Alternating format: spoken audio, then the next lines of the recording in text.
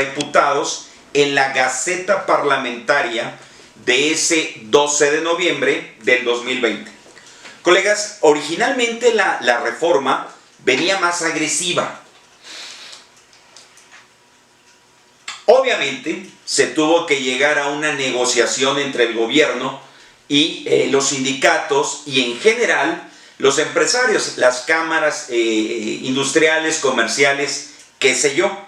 De hecho, podemos hablar de 26 iniciativas diferentes derivadas del famoso Parlamento Abierto que degeneraron, para bien o para mal, en esta reforma integral que se publicó, como ustedes bien lo saben, en el Diario Oficial de la Federación del pasado viernes 23 de abril y que en términos generales, vamos a ver las excepciones más adelante, esa reforma entró en vigor al día siguiente, sábado 24 de abril. Colegas, el decreto ley está dividido en artículos. ¿Qué quiero decir? El artículo primero, que ya vieron con la licenciada Zumárraga, que es el origen, la fuente de todo esto, pues se refiere a las adiciones o modificaciones a la Ley Federal del Trabajo. Artículo primero de ese decreto ley. El artículo segundo se refiere a las modificaciones, adiciones a la Ley del Seguro Social. El artículo tercero, lo mismo, pero en relación a la Ley del Infonavit. Entonces, a mí me toca, colegas, el artículo cuarto, el artículo quinto y el artículo sexto de ese decreto ley, Diario Oficial de la Federación, 23 de abril. Artículo cuarto se refiere a las adiciones o modificaciones al famoso Código Fiscal de la Federación. Que ojo, esta reforma al código va a entrar en vigor hasta el próximo 1 de agosto. En esta reforma, colegas, hay que tener mucho cuidado con los transitorios, porque hay varias fechas y es fácil confundirse. Código Fiscal entrará en vigor, todo lo que vamos a comentar en un momento más, a partir del 1 de agosto de este 2021. Colegas, antes de entrar de lleno a este asunto, permítanme nada más dos comentarios, dos reflexiones. Primero, el Código Fiscal de la Federación, como ustedes bien lo saben, por su propia naturaleza es de aplicación supletoria. ¿Qué quiere decir?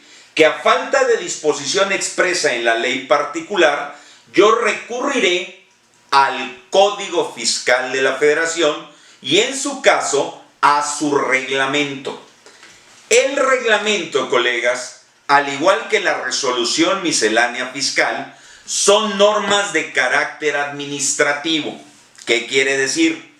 Que esos reglamentos, esa resolución miscelánea, no siguen el proceso legislativo que regula el artículo 72 constitucional. Los reglamentos y la miscelánea, recordarán mis queridos colegas, los emite unilateralmente el Poder Ejecutivo. Esto es así porque la propia Constitución en el artículo 89, fracción primera, le concede, le otorga al presidente de la República, al titular del Poder Ejecutivo a nivel federal, esa facultad. En los últimos años, colegas, desde la creación del SAT en 1997, julio del 97, si no mal recuerdo, cuando nace jurídicamente hablando el Servicio de Administración Tributaria, que por cierto, paréntesis, no me dejen mentir, hay mucha raza, sobre todo en los medios de comunicación, que se confunde y le dice Sistema de Administración Tributaria. Pues total, las dos empiezan con S, ¿verdad? Pero no olvidemos, es Servicio de Administración Tributaria. El acrónimo más temido en este país, SAT. Por ahí dicen que es el satánico, pero va, no me meto en broncas. Y menos en este gobierno que los madrazos están duros. Bueno, a lo que voy, colegas. En los últimos años, insisto, a raíz de la creación del SAT, esa facultad del presidente de la República para emitir los reglamentos, la miscelánea, se ha delegado en el jefe del SAT. Recordemos que en este gobierno, por primera vez, tenemos jefa del SAT. La primera de ellas, la hoy ministra Margarita Ríos Farjat, y la actual, doña Raquel Buenrostro Sánchez. Una mujer dura como ella sola, en el buen sentido de la palabra, que está al frente del SAT. Muy bien, colegas, entonces con esa idea en mente, vámonos de lleno a lo que nos toca ver el día de hoy. En relación a esta reforma en materia de outsourcing, ¿cuáles son los cambios que tienen que ver con el Código Fiscal de la Federación? En primer lugar, y de aquí vamos a partir, se adiciona al código este artículo 15D, D de dedo, que va a tener repercusiones, al rato lo vemos, en el impuesto sobre la renta y en el impuesto al valor agregado. Colegas, en esa lámina 3 de su material, tienen ustedes el texto de ese artículo 15D en su primero y segundo párrafos. Estos dos párrafos, colegas, se refieren a aquellos casos en los que la subcontratación no procede. Recordemos, como lo vieron hace rato con la licenciada Zumárraga, la reforma al artículo 12 de la Ley Federal del Trabajo es que la subcontratación de personal está prohibida. Así empieza, artículo 12, Ley Federal del Trabajo. Se debe entender por subcontratación de personal, y esto es bien importante, mis queridos colegas, tenerlo muy claro. Subcontratación de personal implica proporcionar o poner a disposición trabajadores propios, trabajadores del contratista, en beneficio de su cliente, es decir, del contratante. Entonces, la subcontratación de personal parte del supuesto, parte del hecho ineludible de que se proporciona o se suministra personal, recurso humano, trabajadores, empleados, como lo quieran llamar. De entrada, y en eso no hay cambio, la relación laboral con esos trabajadores es del contratista. El contratista es el patrón. Entre esos trabajadores y el contratista, el patrón, desde luego que hay una relación laboral con todas las implicaciones que eso tiene. Relación laboral que define, entre otros, el artículo 20 de la Ley Federal del Trabajo.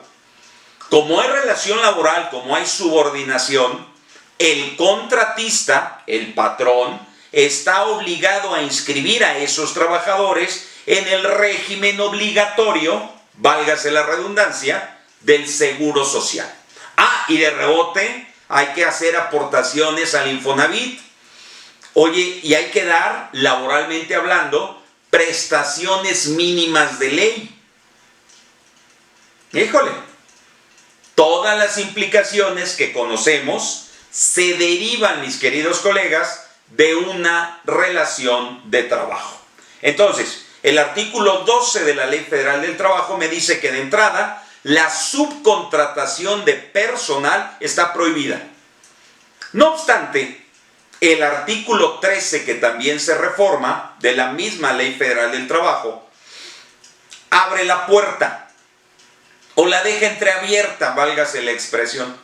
Me dice, oye, sí se podrán seguir subcontratando servicios especializados, o en su defecto se podrá seguir subcontratando la ejecución de obras especializadas, tanto vía outsourcing como vía insourcing. Out, fuera, in, dentro.